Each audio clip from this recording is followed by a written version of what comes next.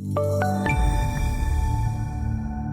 afternoon, this is Bob Iaccino coming to you from the CME Group trading floor in Chicago, talking metals.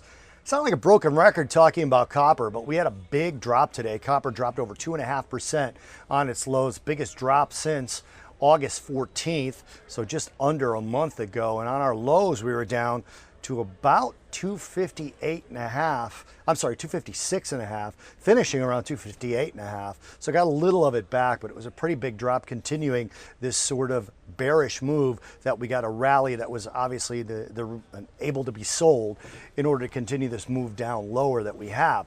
Tariffs are looming right now. Trade mood turns negative again as we have the Canada talks, which did not result in Canada joining the North American Trade Agreement. I'm not sure what else to call it. I'm not calling it NAFTA, but they did not join on Friday. The administration was saying that Friday was the deadline. Obviously, that deadline got extended. They're due to talk again on Wednesday, so that's the only slight positive. But the tariffs looming that I'm speaking of are the September 6th public comment period ending, and the $200 billion in additional tariffs could be implemented that very day if the administration in China doesn't come to some sort of an agreement to extend that deadline. So that was negative for equities and obviously negative for copper, as China is the largest consumer of copper. You've heard that ad nauseum. So anything negative to China tends to be negative for copper.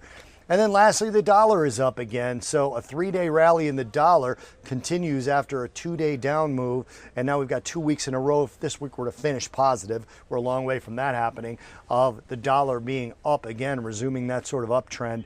This is too short of a move to say it's resumed it, but we're well above 95 in the dollar index, and anything that's positive for the dollars, all else equal, tends to be negative for commodities, especially the base metals. So that affected copper to the downside as well. This is Bob Iaccino talking about copper futures from the CME Group trading floor in Chicago.